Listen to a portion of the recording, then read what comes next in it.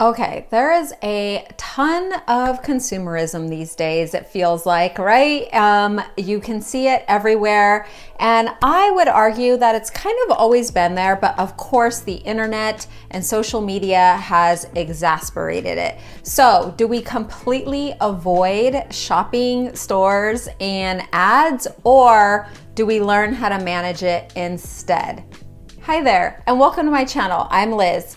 And as someone who has a lot of experience and being a maximalist, then a minimalist, and then settled somewhere in between, I would like to propose the case of let's get a handle on our budgets, on shopping, so that we can have a healthy relationship with it. So I do not think it is possible to completely avoid shopping forever. There are lots of great benefits in shopping, and really it is a need. You do need things. I have things that I outgrow. I have things that get ruined in the wash or get stained, or styles that change. So if you are able to keep some things longer, that is great. If you are able to buy secondhand, that is great. So there are a lot of ways to, I'd say, manage this issue, this situation in a better way than complete indulgence or complete avoidance. So if you're interested to hear my tips that I have implemented and learned over the years to kind of create a good balance where you feel good, doing what you enjoy, what makes you feel good, but you don't have to go so deep that it creates other issues. So let's get into it. Okay, so my tip number one is going to be establish a realistic goal. Do I think it is realistic to be a maximalist, maxing out your credit cards or even spending a ton of money on clothes? Personally, I do not, but there are people who can do that. And if you can and you have the space, great. Do I think that I only need a very minimalist wardrobe consisting of 20 pieces that I can live off of all year long? No, I do not. So that would not work for me. And I think that doesn't work for most of us. So I'm going to avoid the outskirts of complete maximalism and complete minimalism and really speak on, I guess, the average person, the person who does need to shop for yourself, for others, for various reasons. So instead of a complete no spending for a month or 3 months or a year, which I kind of feel is just kicking the can down the road, I think setting a realistic, maybe monthly goal or budget of some kind with your shopping is going to be key. And this can encompass all kinds of shopping. So we are going to speak about, clothing shopping specifically, but really this could even be, your houseware, your kitchenware, your garden things. So one, it could be a budget for the item. So whatever amount that is for you, or maybe it is a space issue and you want to say, I'm only buying, 4 new sweaters this winter. So whatever limit you need to set, I think that's a healthier way than just avoidance for 3 months, because I think then the rest of the year you're just going to overconsume, and that's not really solving the issue or dealing with the issue, that is avoiding the issue. Okay, and tip number 2 is assess your closet regularly. So this is something I do, I would for sure seasonally, but even more so when you think you need an item. So whether that is a holiday dress, go through your closets, storage spaces. I forget about some of the items that I have, particularly specialty items that are put away that you don't have in your everyday working closet. So definitely go through, pull all of your things out. I had to do this with shoes. I most recently did this with denim because I had I was changing styles. So, a couple years ago, I did put away my skinny jeans. I was really into wide leg jeans, which I still am, but I was kind of thinking I need some high rise. I want some high rise boot cut because that looks good on me. So that is a style I'm always going to wear. But I noticed a lot of my bootcut jeans were low-waisted, which tells you how long I've had them. And a lot of them didn't fit.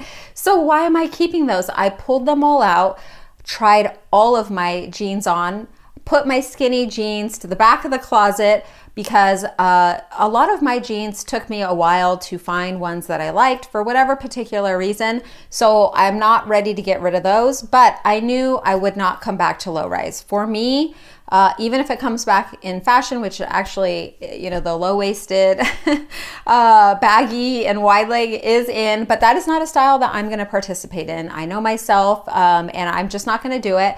So getting your wardrobe in working order for you is really helpful. So that's going to let you know what you actually need and what you have before you go out and just start, mindlessly spending. So tip 2 is assess your wardrobe. And my tip number 3 is rotate your wardrobe. Now, this is something that I do seasonally, more for a space reason, but it is so helpful in more than just space saving, because when I pull out a new season's clothing, it's almost like getting a bunch of new things that you haven't just had hanging there looking at all year round. So I started doing this with some of my dresses and some of my linen and then winter coats. So for the seasons, putting them somewhere that's not in your main area really helps to kind of fill that need of I need something new or I want something different when you pull everything out again. And I do this not only with seasons, but I like to do this with colors. So over the years, sometimes I've been into a certain color. So like this year, red has been trending and brown. Those are two really hot colors. I have been indulging in them. I love them, and so I have been purchasing them. Now when I get tired of them, because I have curated some really lovely pieces, those are classic colors that will never go out. So even if I get tired of them, I will put them away. So I will just fold up, all the red and brown at some point, and I'll probably move on to another color at some point, but I'll have those pieces to kind of rotate in and out over the years. And I like to do that also with different fabrics. So another thing I've been collecting probably a lot more over the last 5 years is cashmere. So I've been really into cashmere. Now it is a high maintenance item. You have to hand wash it. And so right now in this time of my life, it totally works for me, but maybe in 5 or 10 years, I won't be that into it, but those are lovely pieces. So those would be pieces I might put away for 5 years or however long, and then bring them back out when I'm ready. Okay, and tip number 4 is get organized. You really do need to be organized. If you have any, even if you have a lot or a little, it is so helpful. And how you organize your space depends on the space that you have and what your needs are. So for a long time, I used to store all my shoes in the under storage bins under the bed. But then the collection kind of got out of hand over the years, and I had to implement other ways. Plus, I found that when I had those items put away, I wasn't using them. I would completely forget a shade of brown boots that I had or something. So for me, I needed to have everything where I can see it and in an organized manner. So I did pick up some shoe racks that have been so helpful in keeping me organized. I also like to be able to see all my boots. I have a space for my jackets, a rack that I can keep them on up in a extra room that I have. And I realized this doesn't work for everybody. I'm just sharing what has worked for me. So take what works, what you think will work for you, or try it out, and then of course leave the rest. My goal is to hopefully help you. And tip number 5 that actually goes with tip number 4 is put a limit on your storage. This is something that I had to do, and I did find it helpful. Now, you can expand as you can for different changes in your life. So when all of my kids were at home, I had less space, obviously. 2 of my 4 kids are grown and out of the house, and so I have a little more space to put things under, the spare bedroom bed or in the extra closets and things like that. So I have a little more space now at this point in my life, so I have expanded a lot of my collections. But for like my shoe rack, I have decided 2 is my max. And, when I get too many, I really go through them and I see what I'm not using, what I'm not reaching for, and I can, sell or donate those and then have room for whatever I feel is more in line with, my style vibe now. And my tip number 6 is going to be keep a digital list of the items that you need and kind of make it almost a treasure hunt or a game to find the perfect one. So instead of, just going out and going shopping, which is fun every now and then if you can do it, really what I like to do and what you'll see in a lot of my hauls is I'm always on the look for something specific.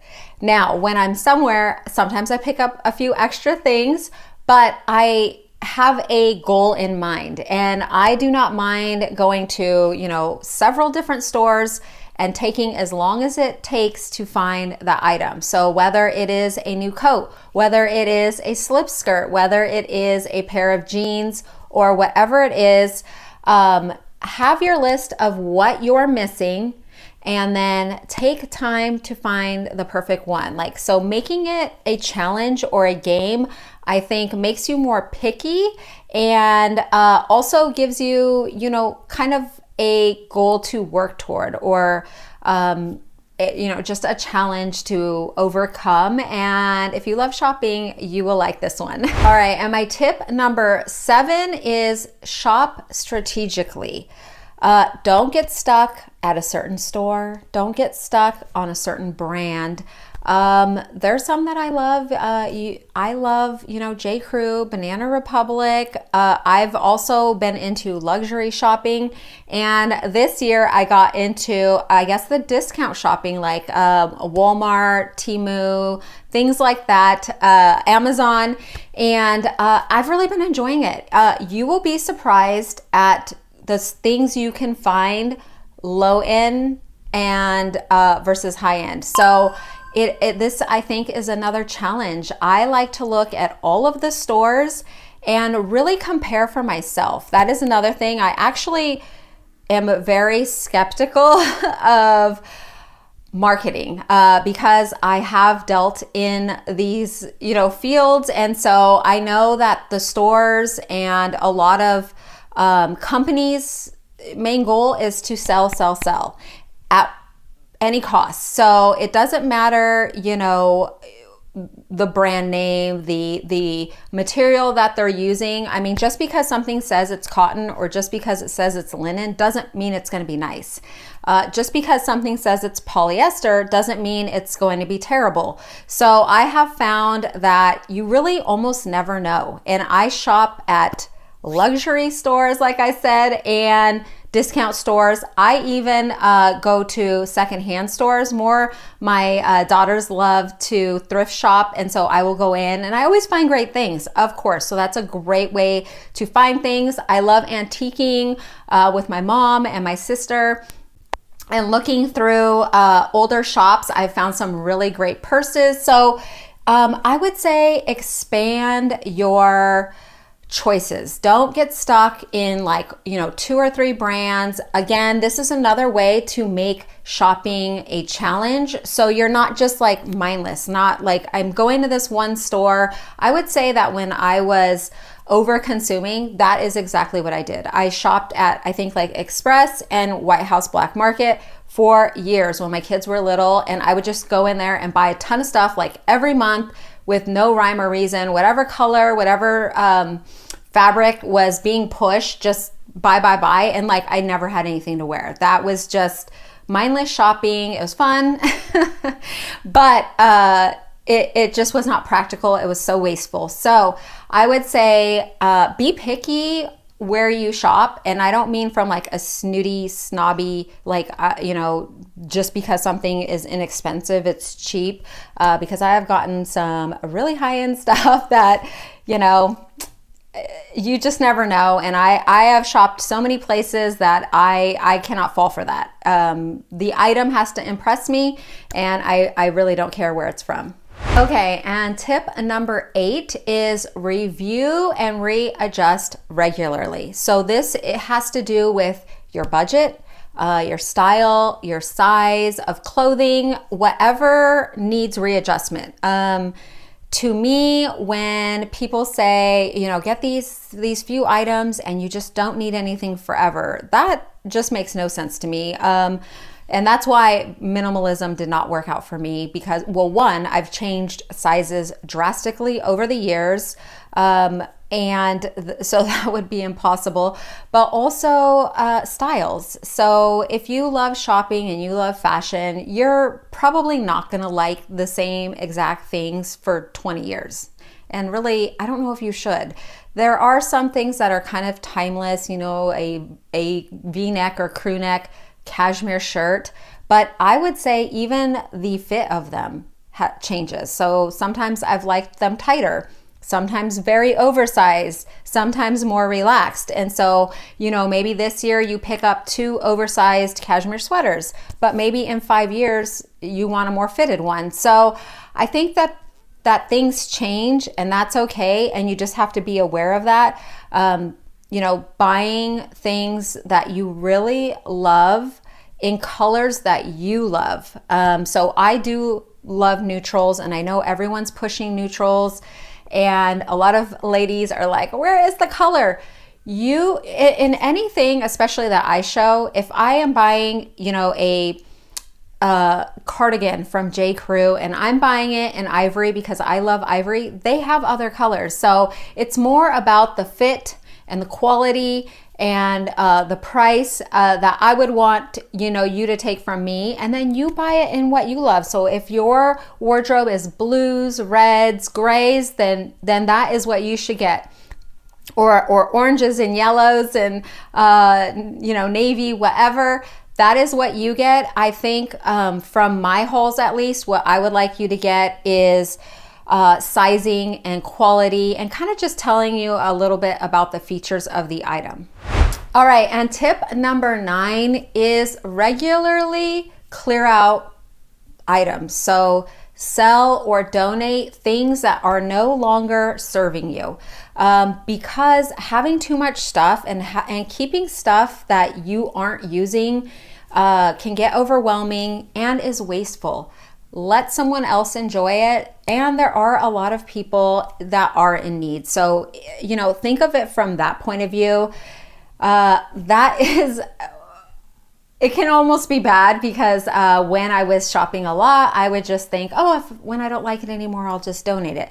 And I did, and that's great, but that also can be wasteful. So there is a balance, but you do want to get things out of your closet that you aren't using any longer, that, can better serve someone else. And then just be picky, a little more picky about what you do bring in. All right, and tip number 10 is consider buying out of season. I would say my best purchases are probably outerwear, jackets that I've purchased after the winter time. Now, I do get some during the season because some of them do sell out, but don't freak out about stuff selling out. There's always another season, there's always another year, there's always another sale.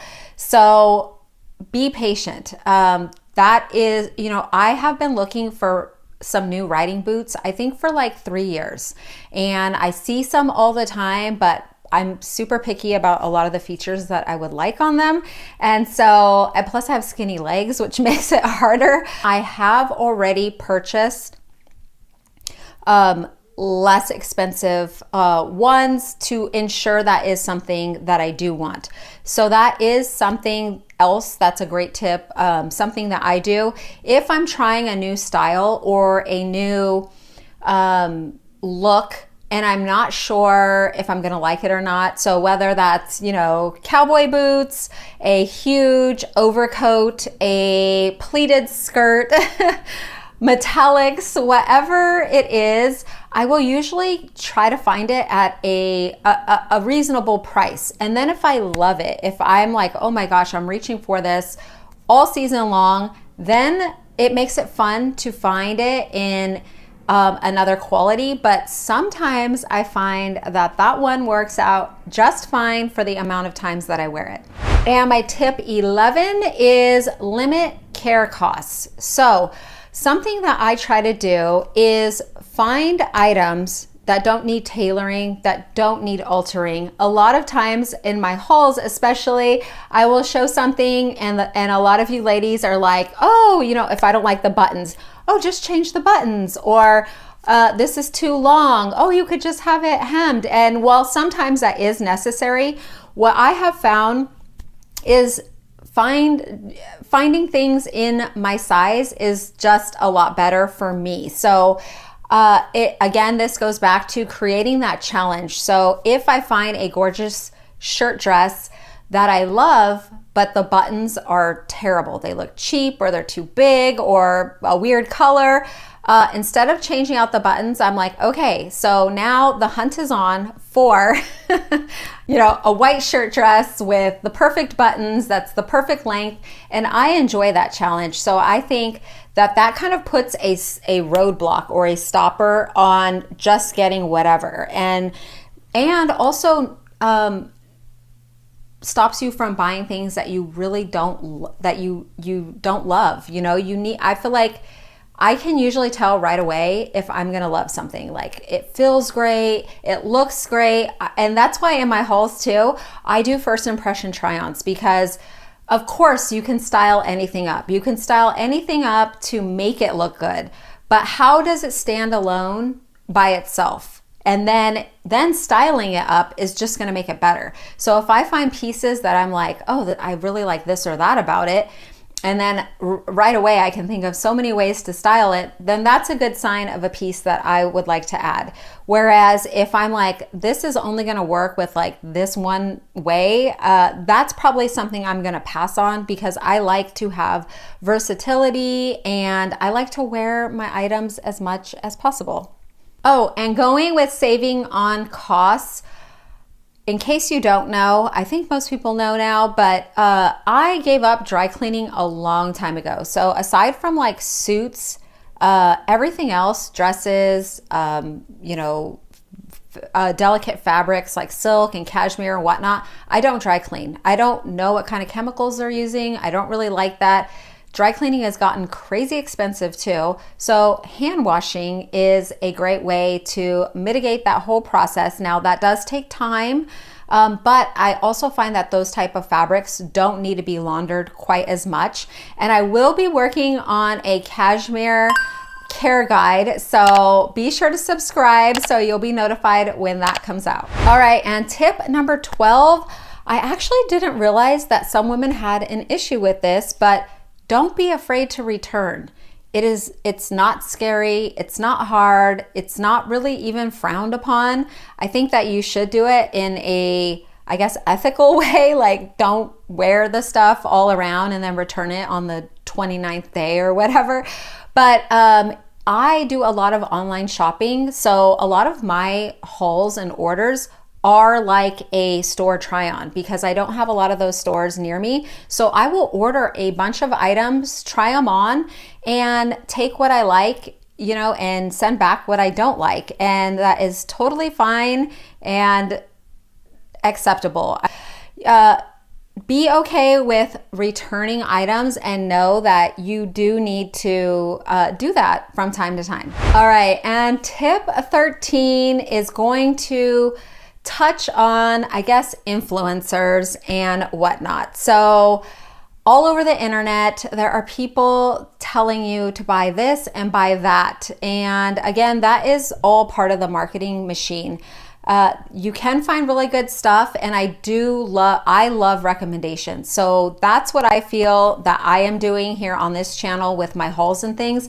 I'm filtering through the nonsense, the garbage, and, you know, curating or getting items that I think are gonna look good, style good, be very versatile, be flattering, and then presenting them to you. That doesn't mean that I think you should buy everything that I am showing. It is not that at all. You know, again, I am usually looking for things for me and things that I like. And so I feel that it is almost like, you know, my perspective of your personal stylist. So if you like my style, you are gonna find things that maybe you needed in your wardrobe. And then you get them and you see if you agree with my point of view on them or not. So I really like that. I personally do take recommendations from influencers very seriously. So the ones that I trust from, you know, just from being on video, I obviously am more likely to listen to than a faceless video. So when they're just showing a thing, you know, I'm like, oh, that's cool, but I need somebody that I trust to recommend it. And so I would say that is a better way to go. And then secondary is read the reviews yourself. So just because something does work for somebody doesn't mean it's going to work for you. So be sure to read the reviews, and then also don't be afraid to return. All right, and then the last tip, which is probably maybe the most helpful and useful, is just learning to be really grateful for what you do have. This was probably the most life-changing revelation in my life, and why I even have my channel named this, because I think that everybody thinks that they're grateful. I've always considered myself grateful, even through rough and hard times. But when I really felt grateful for little things, not things either, the sky being blue, the beautiful weather, seeing how things grow in the world, watching your children be happy and growing up, just all these things in the world, it makes you put like stuff secondary and really puts everything into perspective. You just are really grateful for the things that you have. It kind of helps you slow down and be more mindful of the things that you are selecting and really just enjoying them as well. All right, ladies, I hope that you enjoyed these tips. I hope that you found them helpful. If you did, please consider giving this video a like so that YouTube will press it out to more people that it can potentially help. I thank you so much for stopping in today and spending some of your time with me. I hope that you have a wonderful day, and I hope to see you in the next one.